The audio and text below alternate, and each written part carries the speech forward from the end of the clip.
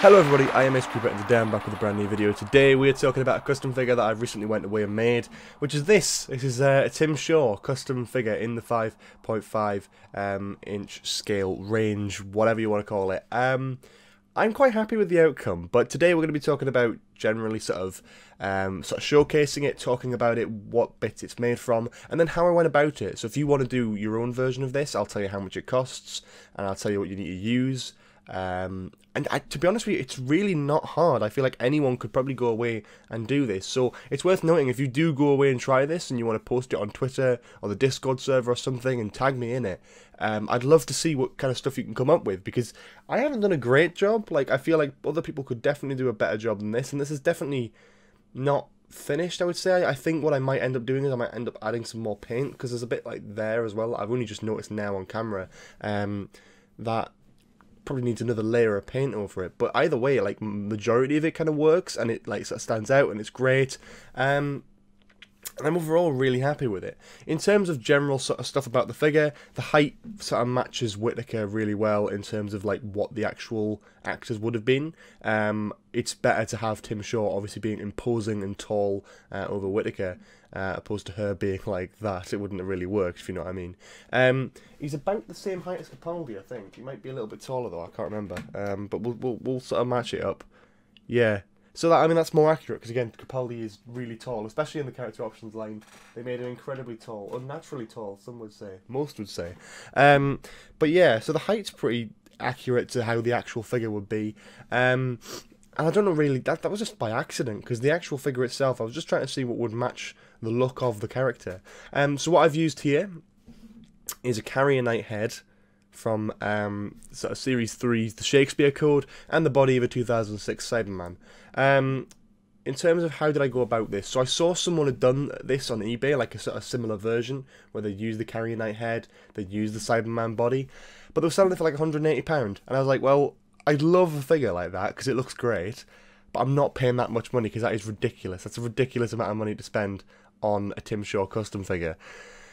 So I thought, well, how much will it cost me to go away and make my own? So, I don't know. I priced it up. I didn't price it up. That's a lie. I went away and did it, and then I can tell you now, it was nowhere near £180.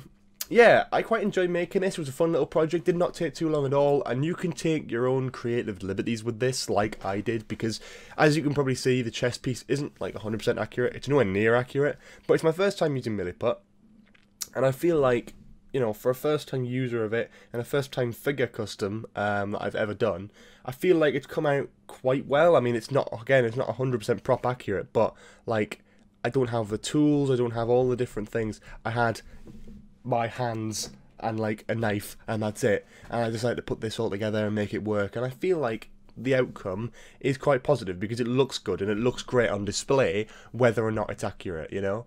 You can very clearly see that's a Cyberman body part, but I'll get onto that in just a moment. So I started off by using the Carrier Knight head, Lilf from Series 3, which I believe is actually a great little choice, not only because it looks like Tim Shaw when you paint it, but it's really cheap as a figure online. So go away, if you're going to do this yourself, go away, try it, grab it on eBay. It's like £2-3, I think. It's a really cheap figure, because it's one of those ones that was like mass produced, and then like no one wants it, because it's like, it's an obscure figure, like Cassandra or like any of the other ones from Series 3 that were released. But yeah, the head sculpt for this one's great. It works really well. I used Milliput on the back. If you don't know what Milliput is, by the way, it's a sort of clay-like, clay putty substance that you can put on stuff, and it will dry over time. So yeah, you got to kind of mold it, and then just wait a few hours, and it will be like rock solid. You know, you could like saw through that, you know, etc. That's what it's used for. It's used for sort of modelling stuff with figurines and stuff. So it was a great little choice, and I've seen other people use similar stuff before. So yeah, I was very keen on using it here, and it's very clearly worked.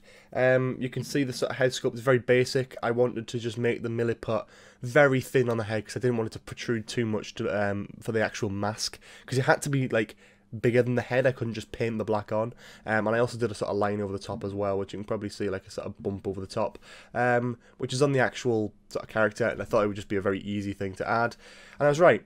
What wasn't easy to add was the fact that the Cyberman is a ball-jointed headpiece, and the Lilf was not.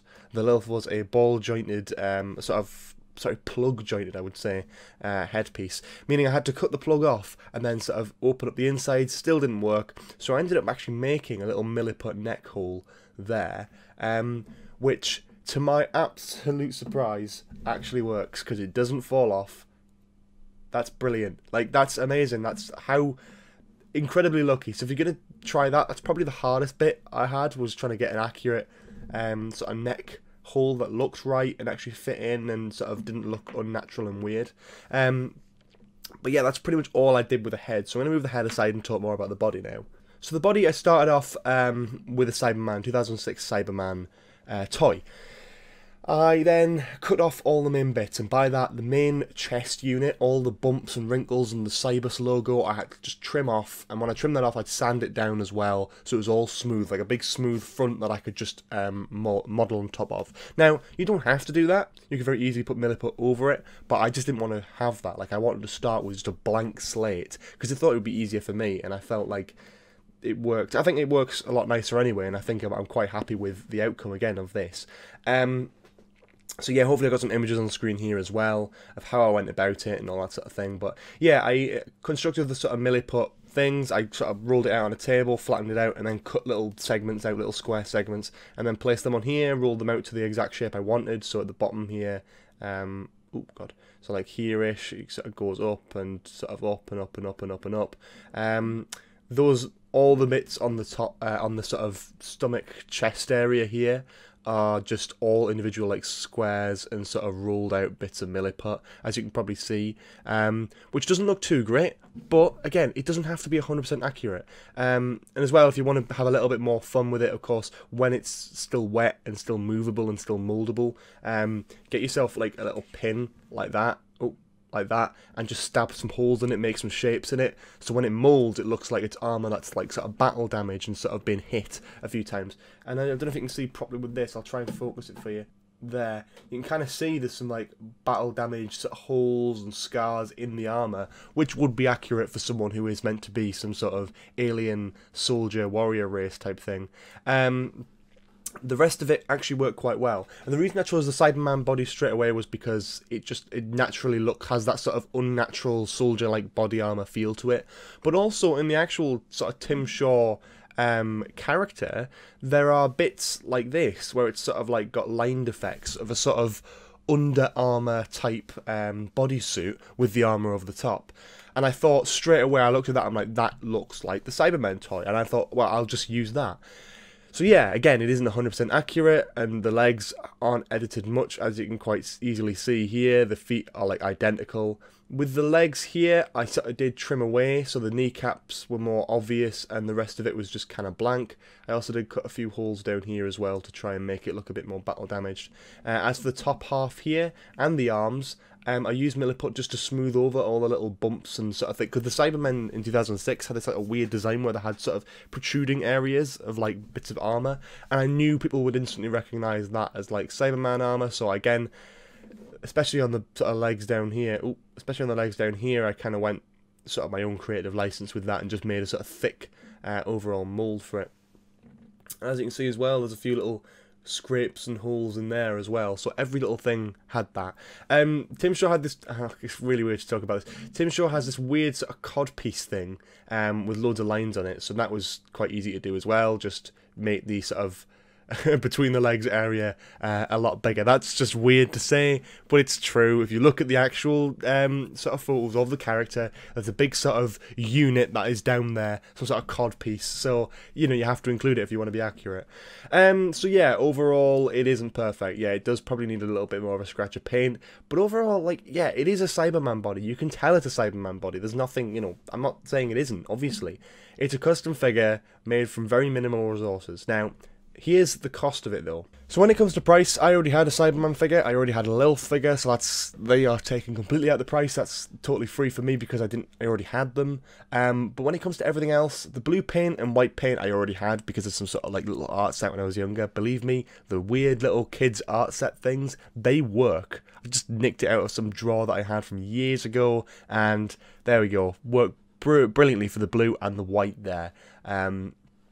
If you haven't got anything like that, then just find a little tiny sample you can get in a shop. Doesn't even have to be the Games Workshop stuff, which I use for the TARDIS, and the rest of it. And that's what I was also going to get onto. I used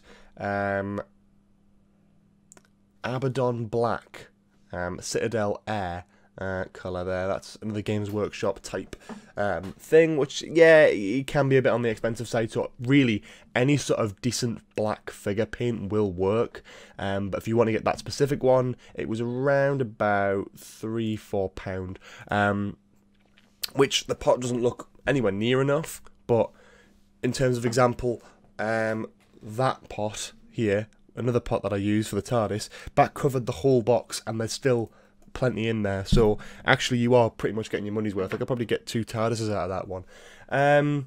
Yeah, so I use that kind of paint, and I also obviously milliput as well, which again comes to about £5, but you get quite a lot of it. Again, I've got some spare here, so I might even use this for a future custom if need be. So yeah, overall, around about just short of £10. So I kind of saved £170 there, and I feel like I've had a lot of fun making it as well, and I've obviously got the video to make, and I've obviously got other things to do. And a nice little bonus as well, if you've seen on my Twitter, the actor who played Tim Shaw, Samuel Oatley, kindly retweeted this with his words of approval, which is absolutely lovely, and I really do appreciate that. But yeah, if you have any questions about how to make it, how to go about it, you know, whether you want to do it or not, let me know in the comments below. I'll try and get back to or sort of reply to as many as I can if there's any genuine questions. If you have any sort of tips or feedback and all that sort of stuff, that'll be great as well. Obviously, it's not perfect. I know it's not perfect. There's plenty of things I could have done differently, and if I were to do it again, I probably would do a few things differently, but I'm quite happy with what I've got. It looks good on display, and I'm quite happy having it alongside 13 and her TARDIS, which I'm going to just stick in the camera frame now. Lovely. Thank you so much for watching this video. I hope you enjoyed it. If you did, please leave a like, comment below for any more suggestions in the future, for potential customs and all that sort of thing. Subscribe to the channel if you haven't already, with notifications on, because yeah, YouTube's a bit of a mess at the moment, so that'll be nice. Check out the Patreon if you want to support the channel. Check out the Discord server if you want to talk about Doctor Who 24/7 like myself. And that's pretty much that. I will see you all next time. Have a lovely day. Bye-bye.